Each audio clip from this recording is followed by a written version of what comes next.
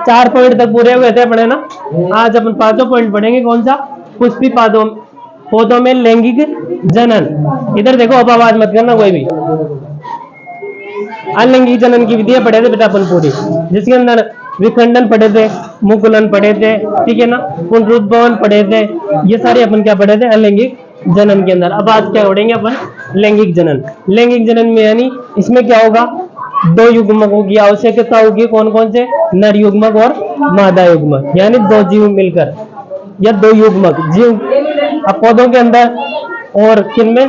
मनुष्य के अंदर अपने सिलेबस में दे रखा है, तो उन दोनों के बारे में अपन क्या पढ़ेंगे? अलैंगिक जनन पढ़ेंगे। तो सबसे पहली बात तो ये पुष्पी पौधों में जो लैंगिक अंग होता है वो होता है बेटा पुष्प। क्या होता है? पुष्प। यानी पुष्प के अंदर लैंगिक अंग पाए जाते हैं। जैसे नर लैंगिक अंग भी पुष्प में पाया जाएगा और मादा लैंगिक अंग भी किसमें पाया जाएगा?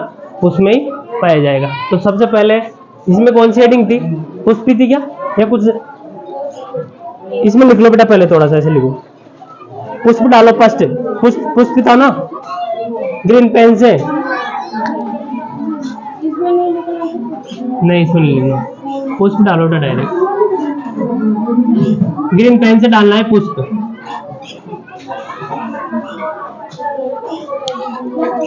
इसमें लिखो, यह पौधे का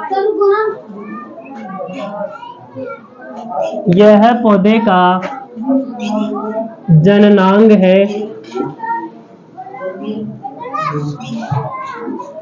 यह पौधे का जननांग है।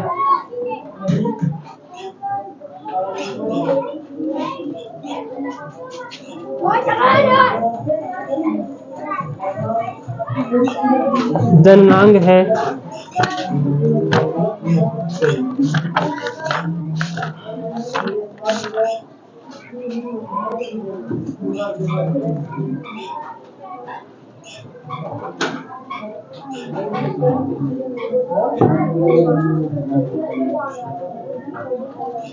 लिखो, पैराग्राफ चेंज करके लिखो। यह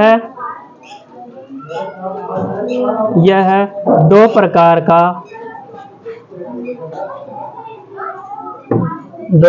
का होता है। दो प्रकार का होता है। इधर देखो बेटा, दो प्रकार का पुष्प होता है। इधर देखो, पुष्प की इस प्रकार से संरचना होती है। आवाज मत करो।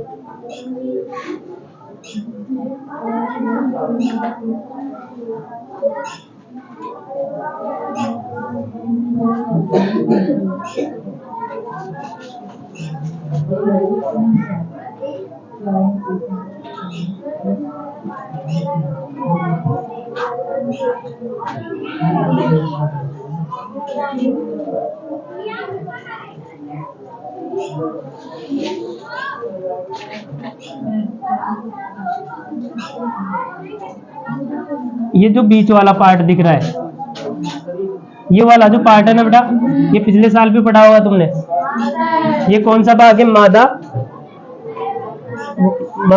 वाला भाग है। तो इसे अपन क्या बोलते हैं बेटा? स्त्री केसर। क्या बोलते हैं? स्त्री केसर। और नर वाले पार्ट को क्या बोलते हैं पुष्प में? पुंग केसर। क्या बोलते हैं? पुंग केसर।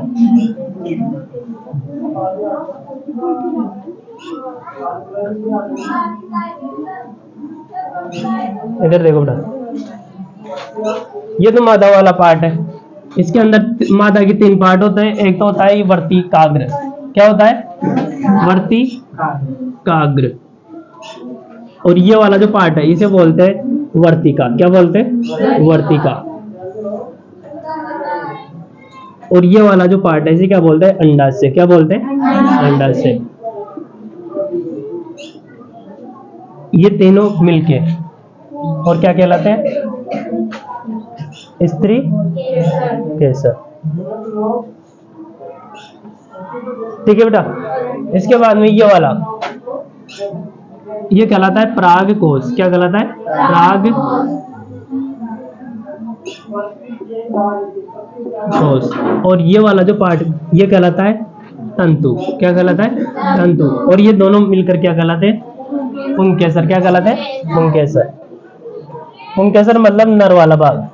कौन सा? नर वाला भाग। ठीक है।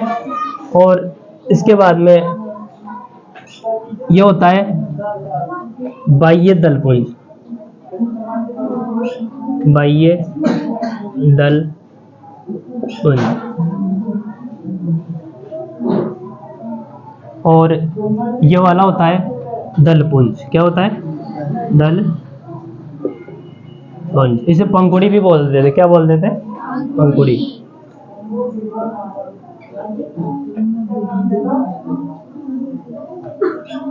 ये पार्ट होते हैं पुष्प के। ठीक है। अब इधर देखो बेटा, ये वाला तो कौन सा पार्ट हो गया? मादा। ठीक है। इसके 3 भाग होते कौन कौन से? वर्तिकाग्र,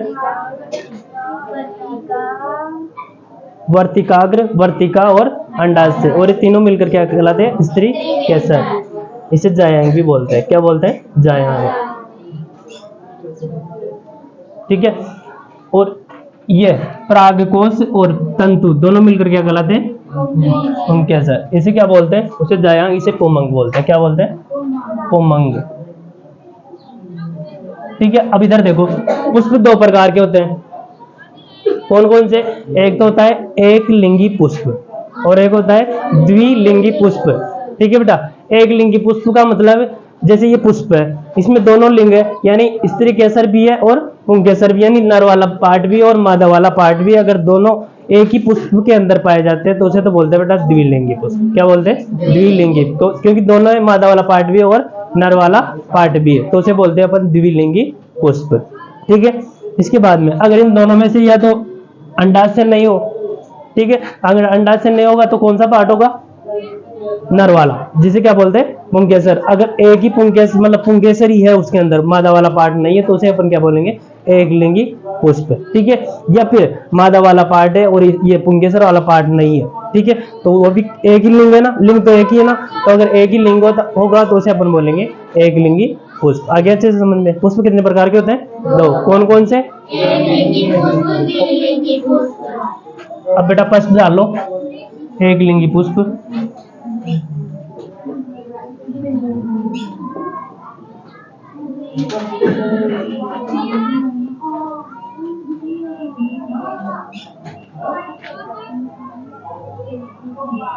दोनों के नाम लिखना चाहो तो लिख लो, नहीं तो एक लिंगी पुष्प में लिख लो। पहले लिखो बेटा,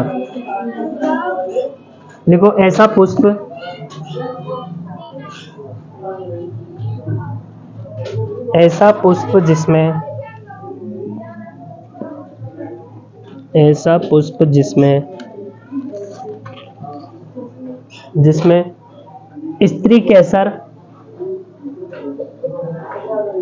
जिसमें स्त्री केसर, ब्रैकेट में लिख लेना बेटा जायांग या पुंकेसर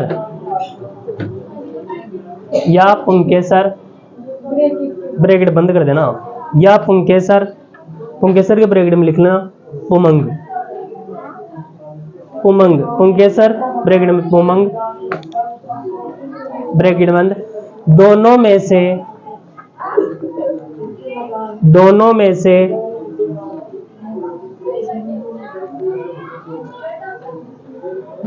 से एक ही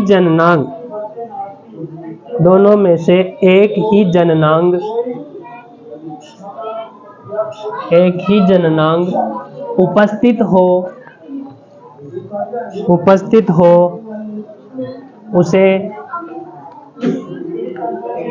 उसे एक लिंगी पुष्प कहते हैं।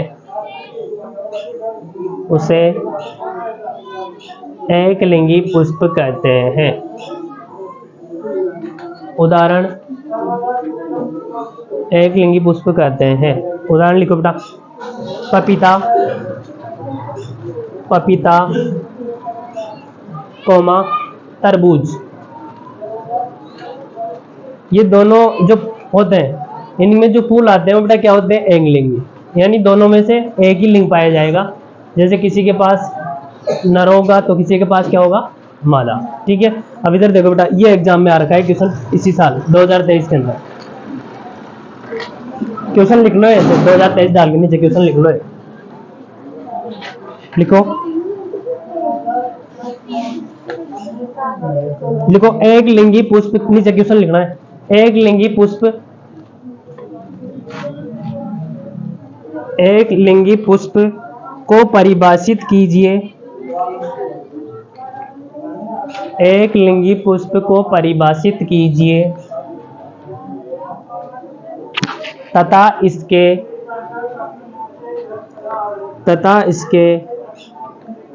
दो उदाहरण दीजिए। दो उदाहरण दीजिए। 2 नंबर का क्वेश्चन आ रखा है। अब ये सिंपल सा पूछ रखा है ना। अब एक लिंगी पुष्प कैसे कहते हैं उसकी परिभाषा लिखेंगे अपन, तब 1 नंबर मिलेगा। फिर 2 उदाहरण पूछ रहा है ना, तो 2 लिखेंगे तब आधा आधा 2 नंबर हो गए ना। तो अब देखो इस प्रकार से साइंस के अंदर ज्यादा लिखना है नहीं, ये सिंपल सा दे रखा है, नंबर बांट रखे 1 नंबर प्लस आधा। अब इससे ज्यादा लिखना ही नहीं है कुछ अपन को। तो ये इस प्रकार से 2 नंबर का क्वेश्चन आ रखा है। तो ये क्वेश्चन तो आएगा नहीं, पढ़ो तो सही, नहीं पढ़ो तो सही, ये नहीं आएगा। इसके बाद में दूसरा लिखो बेटा, द्विलिंगी पुष्प।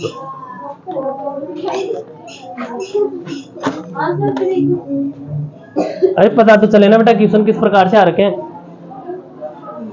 आंसर नहीं करना है इसका, बस आगे समझ में ऊपर हो ही रहा है। दूसरा लिखो द्विलिंगी पुष्प, लिखो बेटा इसमें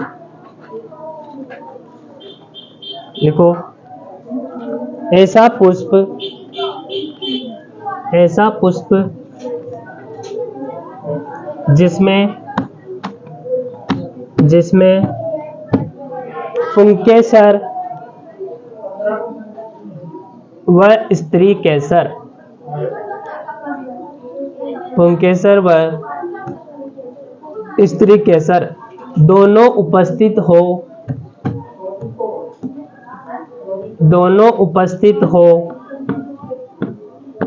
तो उसे द्विलिंगी पुष्प कहते हैं। तो उसे द्विलिंगी पुष्प कहते हैं। उदाहरण लिखो इसका, सरसों कोमा गुड़हल। गुड़हल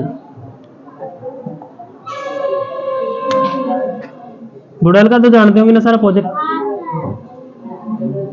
गुड़हल। अब बेटा पुष्प का डायग्राम बनाओ।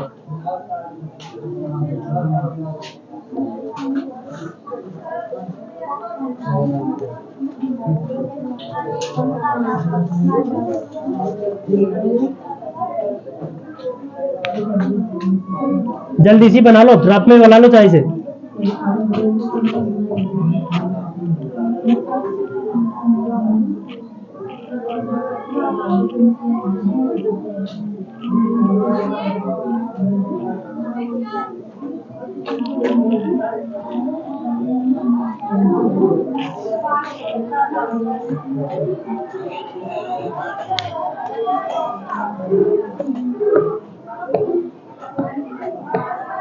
पिछले साल शायद 6 नंबर का चैप्टर था, इस सारा 1 नंबर बढ़ गया, इसमें 7 नंबर का गए।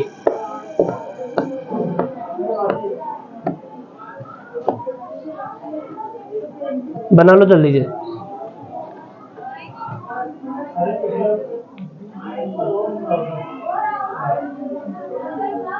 ये डायग्राम इंपॉर्टेंट है बेटा।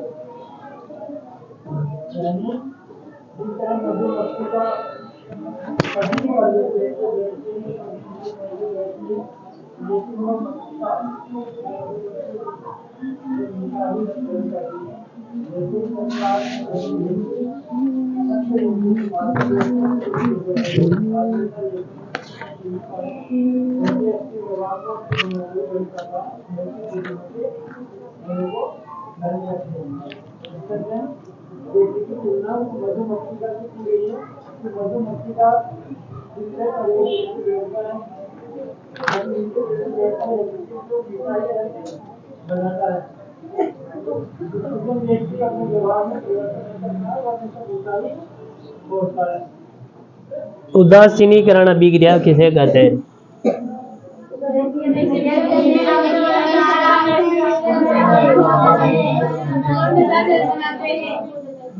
लेकिन आगे बताएगा नहीं है, याद तो रखना है लेकिन भूल जाओगे। तुम्हारे टाइम पे तो आ सकता है वापस ये 9th क्लास वाले।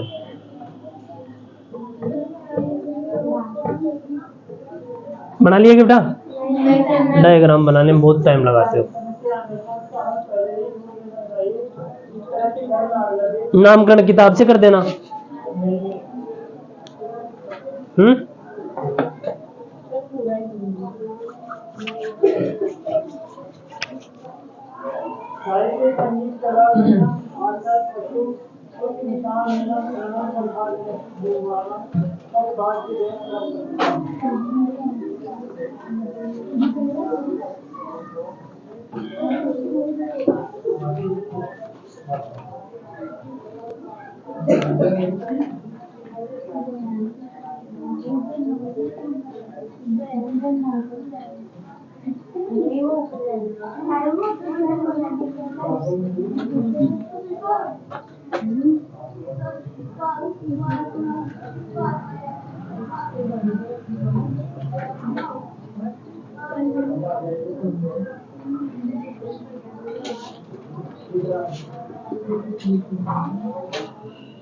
टेस्ट में पता है ना सबको क्या कहेंगे अपने?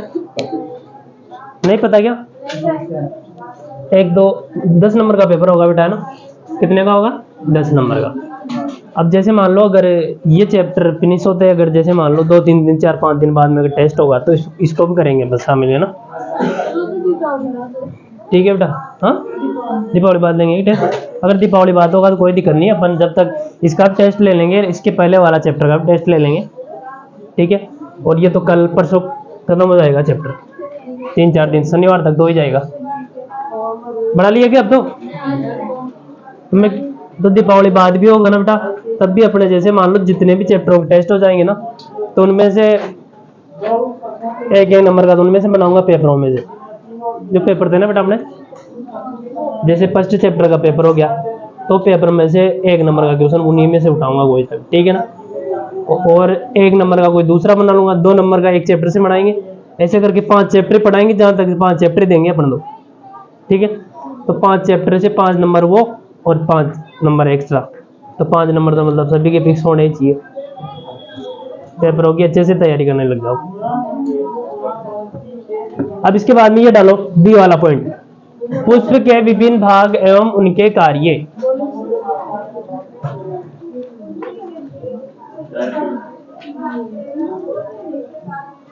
बना लिया? डाल भी लिया? इधर देखो बेटा, पुष्प के विभिन्न भाग, 4 भाग है पुष्प के। कौन कौन से? इधर देखो बेटा, एक तो होता है स्त्री केसर। क्या होता है? स्त्री केसर। एक होता है पुंकेसर। कौन सा होता है? पुंकेसर। और एक होता है बाह्य दलपुंज और एक होता है दलपुंज। 4 भाग है, ठीक है? तो ये चारों के क्या क्या कार्य है? इधर देखो बेटा, बाह्य दलपुंज। बाह्य दलपुंज तो क्या करता है, इसके जो पुष्प के अन्य भाग है, जैसे इसके अंदर पंखुड़ी आ गई, ठीक है, ये जो स्त्री केसर आ गया और ये पुंकेसर आ गए, इनको क्या करता है? सहारा देने का कार्य करता है। नीचे हरी हरी पत्तियां होती है ना अलग से, वो छोटी छोटी, उसे बोलते हैं बेटा अपन बाह्य दल पुंज, ठीक है? फिर उसके ऊपर होती है रंगीन वाली, कोई सा भी पुष्प हो उसके अंदर रंगीन होती है अलग से, ठीक है? उनको क्या बोलते हैं बेटा अपन? दल पुंज। तो इनका कार्य होता है, ये कीटों को क्या करती है? अपनी तरफ आकर्षित करती है। क्या करती है? कीटों को अपनी ओर आकर्षित, जैसे मधुमक्खी हो गई, ठीक है, और कीट हो गए, तो उनको अपनी तरफ क्या करेगी? ये आकर्षित करेगी, ठीक है?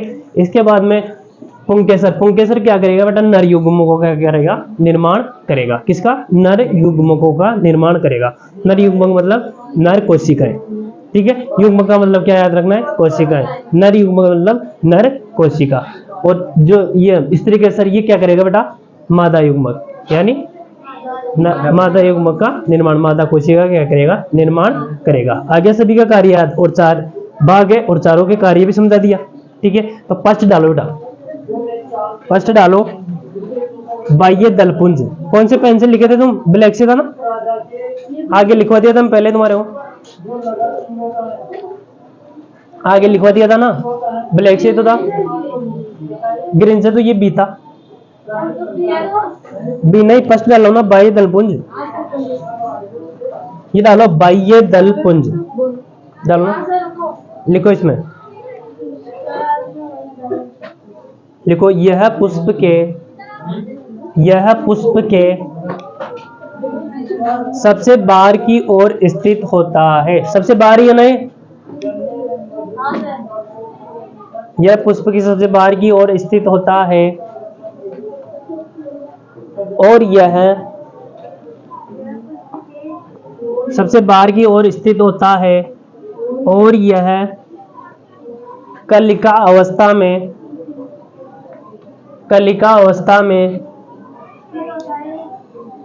स्थित होता है और यह कलिका अवस्था में पुष्पीय अंगों की रक्षा करते हैं,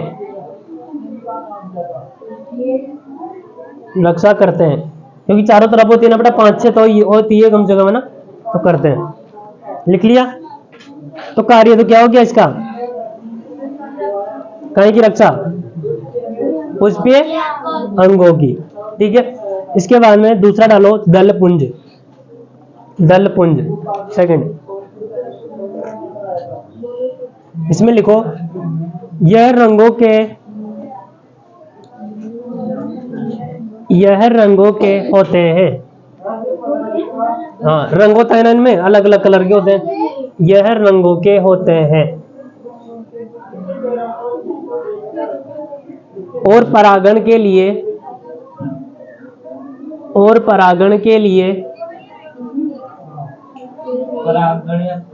परागण लिख देना हूं इधर, परागण के लिए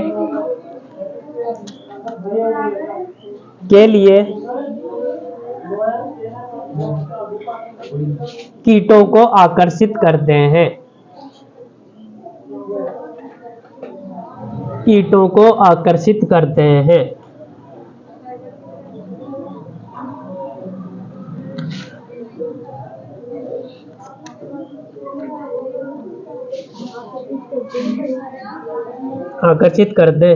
लिख लिया।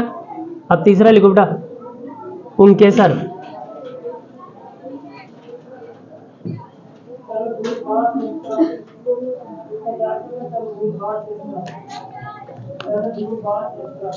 लिखो इसमें, यह पुष्प के नर जननांग है, पुंकेसर डाला है ना, यह पुष्प के नर जननांग है,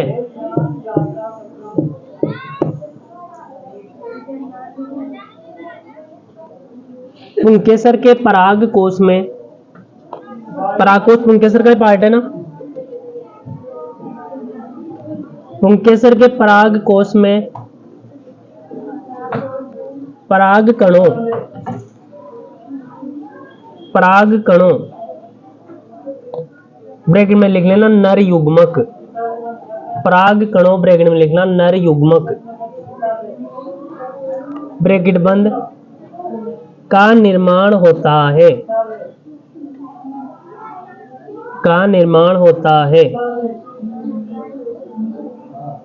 इसके बाद में 4 पॉइंट लिखो बेटा, इधर देखो, ये नर वाला पार्ट है, ये तंतु का तो कार्य होता है इसको सहारा देने का, ठीक है बेटा, किसको सहारा देने का, परागकोश को, ठीक है। और ये परागकोश है ना बेटा, ये जो गुंडी समान बनाया मैंने, ठीक है, इसके अंदर क्या होता है बेटा, परागकणों का क्या होता है, निर्माण होता है, ठीक है। परागकण क्या होते हैं, नर युग्मक, क्या होते हैं, नर युग्मक, यहाँ पे इसका क्या होगा, निर्माण होगा, ठीक है। तो यानी परागकणों का निर्माण करने का कार्य कौन करता है, पुंकेसर का कार्य हो गया ना, तो ठीक है। और पुंकेसर का कौन सा वाला पार्ट, परागकोश, ठीक है। अब लास्ट डालो स्त्री केसर जायन,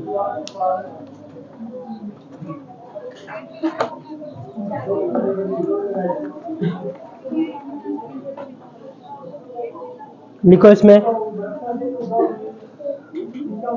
यह पुष्प के मादा जननांग है,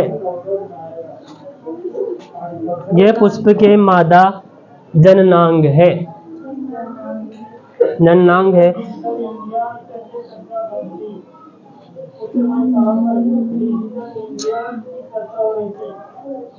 इसमें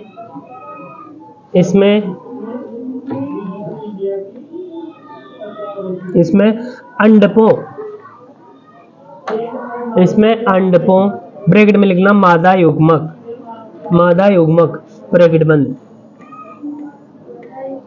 ब्रैकेट बंद का निर्माण होता है। यह वर्तिका कौमा वर्तिकाग्र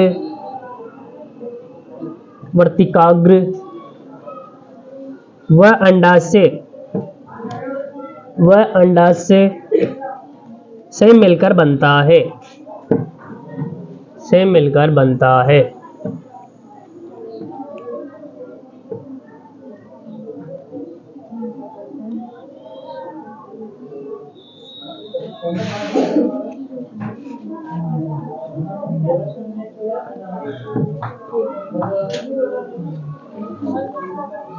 इसके बाद में लिखो प्रत्येक बीजांड में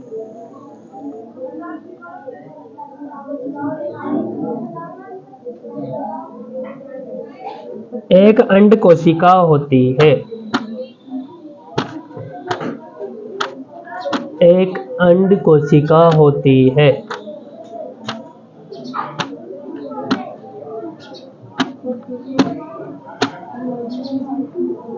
इधर देखो, जो मादा युग्मक बनेंगे ना बेटा, वो कहाँ पे बनेंगे? अंडाशय में। कहाँ पे बनेंगे? अंडाशय में। और नर युग्मक कहाँ पे बनेंगे? पराग कोश में। ठीक है, अब तीसरा पॉइंट डालो, सी, परागण।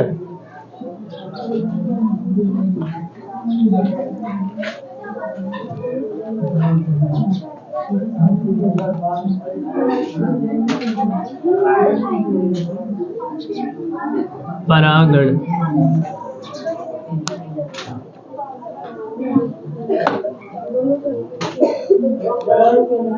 इधर देखो बेटा, परागण किसे कहते हैं समझना अच्छे से। परागकोश है ना बेटा, यहाँ पे किसका निर्माण होता है? पराग कणों का, यानी नर युग्मों का निर्माण होता है ना। तो परागकोश से पराग कणों का वर्तिकाग्र किसका पार्ट है बेटा? स्त्री केसर का। तो पराग कोश से पराग कणों का वर्तिकाग्र पर स्थानांतरण, यानी पराग कण होते ना बेटा, वो यहाँ पर वर्तिकाग्र पर आएंगे। उस प्रोसेस को अपन क्या बोलते हैं? परागण। क्या बोलते हैं बेटा? परागण। तो इसे डेफिनेशन कैसे लिखेंगे? पराग कोश से पराग कणों का वर्तिकाग्र पर स्थानांतरण क्या कहलाता है? परागण। क्या कहलाता है? परागण। अभी किसके माध्यम से जाते हैं बेटा? ये परागण यहाँ से यहाँ पे कीटों के माध्यम से। कीट यहाँ पे बैठने के बाद उसके जो पैर वगैरह होते हैं वहां से उनसे क्या चिपक जाएंगे बेटा? परागकण। क्या चिपक जाएंगे? परागकण। या नर युग्मक चिपक जाएंगे। फिर वो यहाँ से उड़ता वो कहाँ पे पहुंचेगा? यहाँ पे पहुंच जाएगा। जाने के बाद यहाँ पर पहुंच जाएंगे परागकण वर्तिकाग्र। फिर मैंने वो संरचना बनाई थी अभी किस प्रकार से होता है, और रसायन वर्तन पढ़े थे ना बेटा अपन, उस प्रकार की संरचना बनाई थी। फिर इसमें कुछ रसायनों की वजह से एक परागनली बनती है। फिर वो परागनली क्या करती है? ये परागकणों को कहां पर लेकर जाती है? अंडाशय के अंदर। ठीक है, तो परागण की डेफिनेशन लिख लो, फिर कल पढ़ेंगे हम। लिखो परागकोश से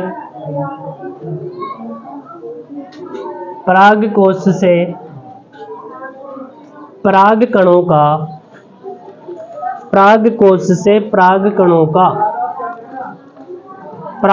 का वर्तिकाग्र पर स्थानांतरण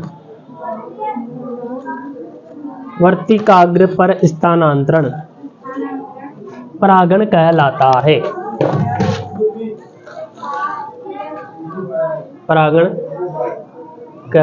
है। आज के लिए इतना ही, मिलते हैं बाकी नेक्स्ट क्लास में।